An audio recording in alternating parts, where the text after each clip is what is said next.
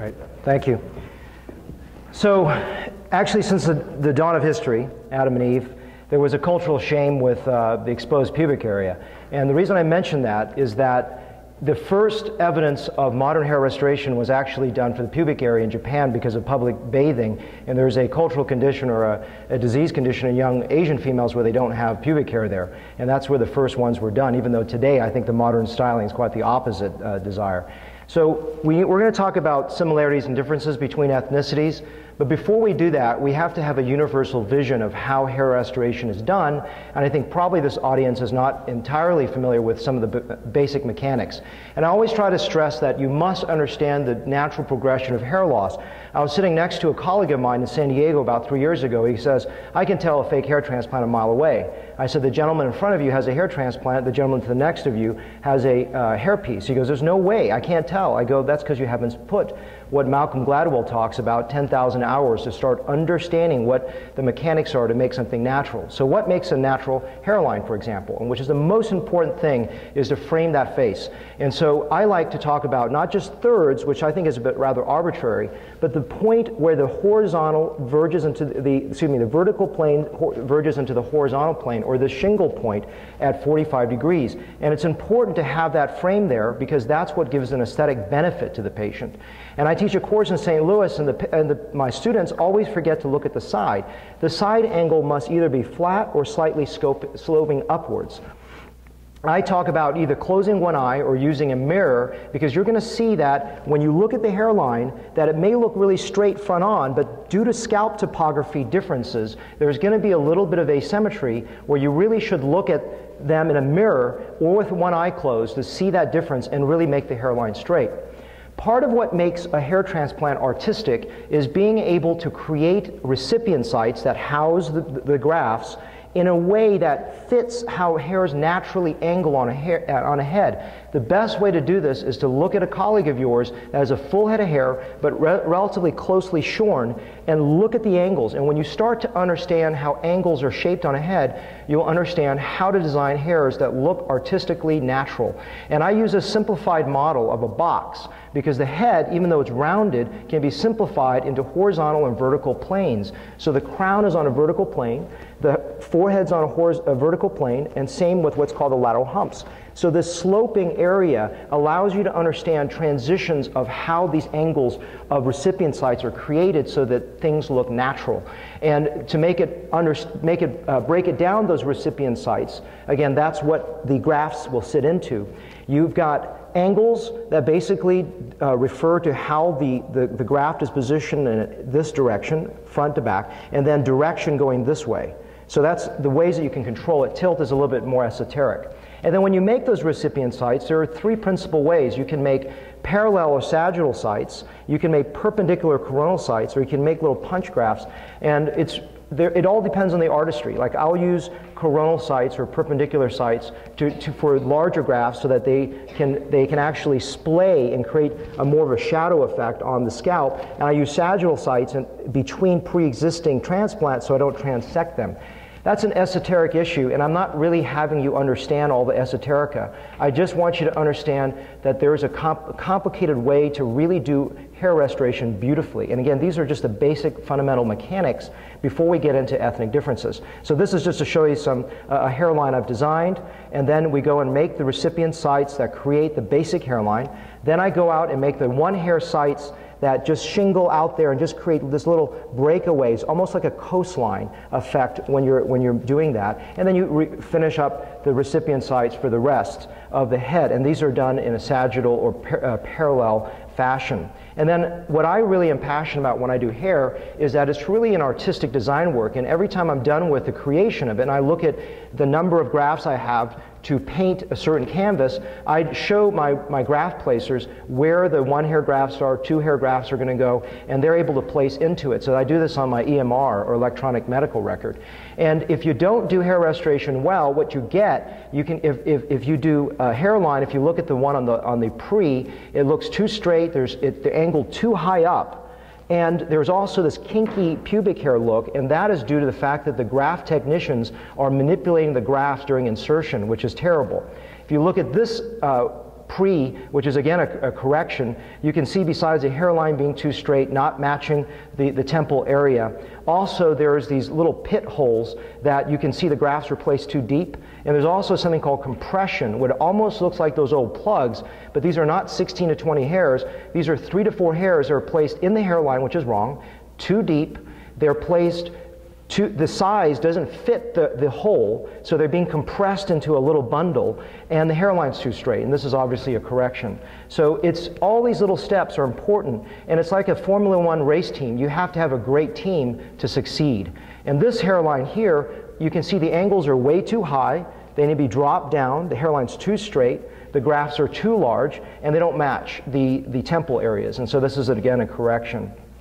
Not to plug my book, but this is just the basic mechanics of how to do all this in a stepwise fashion. So I always advocate, especially neophytes or those going into this field, to be exquisitely careful when they go into this and not to treat this like a bastard stepchild of other cosmetic surgery procedures, because if you apply an assiduous nature, a technical nature, an artistic nature, you will achieve excellent results as you proceed. So the first thing we're going to talk about is African hair restoration, specifically female, but also male, and we're going to break it down a little bit and have you understand that perhaps this is the most difficult you can start with. So we just went through the basic mechanics of how to be a good hair transplant surgeon, and now I'm telling you the most complicated stuff. You see why I didn't start with this in my first slide, because it's a far leap to go into African hair restoration. Why is that? Because you've got so many problems. You've got potential traction loss, which is actually pretty treatable, which is a non-scarring type of alopecia that can be done. That's in black females that tend to relax their hair and pull back. You get central centripetal alopecia, which is a type of scarring alopecia where you can either get a patchy loss or a loss where you're looking at the scalp and you just don't see the pores. That patient should not be ever operated on until a dermatologist clears it and they've had no disease for at least a few years, and still your grafts may not take. So a lot of times we look at this and go, oh, we can transplant that. But if there's any question, work with the dermatologist. And obviously, as you know, there's going to be potential issues like the folliculitis barbae or pseudofolliculitis barbae, which are conditions that where the hair shaft gets infected, either through shaving or just the way that the hair shaft curls back on itself, that can lead to not only infections but pustules that lead to keloid conditions. So very, very important considerations before you start working in the African race. And then tinea capitis, which is more of an esoteric concern. It's an inner city children get this fungal infection that would obviously not be a transplantable disease, but something that would be treated medically. And so these are just some of my before and afters to show traction alopecia in African females in terms of restoration. The African male has a much straighter anterior hairline. It's different, and if they have enough hair to do it, you want to recreate that shape if possible. But there's a lot of issues with it, because if you do a donor harvest in a traditional strip manner and the African gentleman tends to wear his hair short, you're going to potentially see a scar. You also risk keloid. You can do what's called follicular unit extraction, and I've got a robotic technology to do that, but regardless, the transection rate can be high in whatever you do, so you got to be very, very careful. During the harvest of the grafts, no matter if you do linear or FUE, you want to be very, very careful during the harvest time.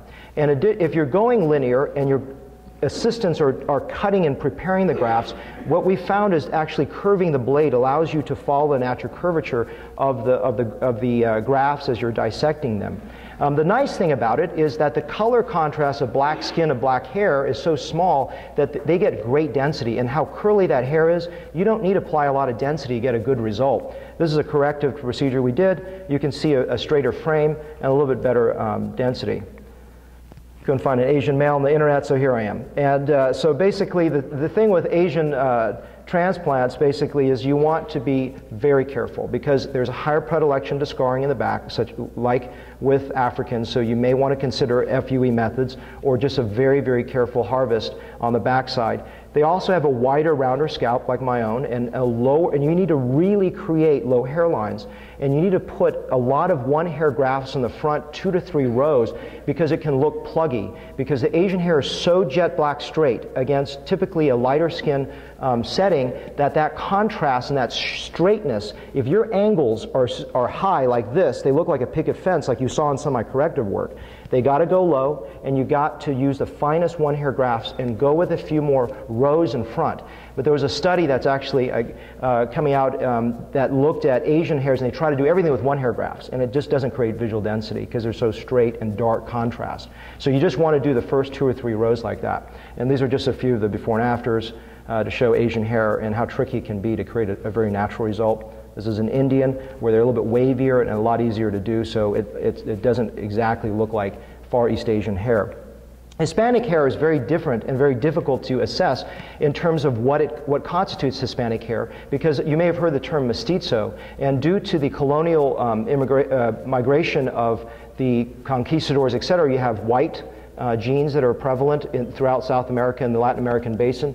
You have the slave trade that went through for sugar, et cetera. So you have places like Haiti, Dominican Republic that are principally African in their aspect. And then you've got indigenous Indian look that has some of the Asian qualities because of the migration over the Bering Strait from millennia ago. So you have to look at what they are, what their principal makeup is to determine, are you going to make the hairline straighter? How are you going to harvest it? How are you going to design it? And so the Hispanic term is a very broad encompassing term, and it depends on exactly what percentage of their makeup is. And sometimes if you don't know with the general features, go back and look at them in a younger photograph to see how their hairline was. And if you can recreate that in a favorable manner, that can be helpful. These are just different Hispanic hairlines. Pretty much standardized, you know, looks almost white, if you will, because it's in that more toward that side. The Middle Eastern hairlines are principally white in quality for the most part, except for some have some of an African quality, which is a straighter configuration. I don't know what percentage of that comes from the North African side of things, but that's something, again, looking at old photographs may help you understand how they're shaped, or you just artistically design it based on their head configuration. This is a couple Iranian examples of transplantations. I actually will be lecturing there this year. Just some corrections to restore hairlines. So we've really come to a point also, if you think about it, there's such a multicultural hodgepodge or miscegenation of races where you get partial Asian, white, African, and so when we talk about ethnicities and race, there's such a diversity out there that we have to really break it down and figure out how that hairline is going to work, and always apply artistic judgment on top of that. I want to close with a couple major breakthroughs in hair restoration in my experience. One is the use of platelet-rich plasma, or PRP, and A-cell. I've been using it since October 2011 and just really remarkably getting significantly better results. Not shorter recovery times, but I'm getting finer graft growth. I'm getting more exuberant graft growth, more consistent graft growth, especially I've had patients be their own controls. In other words, I had someone that just didn't grow that well before the era of use of this, and when I applied it, it's just been remarkably better. It's remarkably better. And this is an example of a patient that didn't even get a transplant in the crown with just a PRP and A-cell in about 4 to 6 months, and it's really quite powerful. The other technique that I've been using for the last year is the robotic technology for FUE, or follicular unit extraction, which has been really, really amazingly precise, and I love this technology. Really no financial affiliations to speak of in this talk. And I'll be doing a basics course at the ICHRS coming up. That is coming up in October. I encourage you to come and attend. And I've got some brochures in the back on the water table if you're interested. I have a course that I'm doing in November in St. Louis. This is our 5th annual one. A lot of hands-on work, and I really believe that to teach good hair restoration, you just can't give a lecture like this. I've got to watch you draw a hairline, and I've got to watch you create recipient sites, and we do that on cadavers and melons. And in a very short time, I can see if the result looks natural and if you get what I'm saying. It's a very, very quick process. So part of the thing is a lot of people look at hair restoration as exquisitely boring, and I look at it as exquisitely exciting. And the reason is anything you do, you must open your mind toward being an artist. Thank you.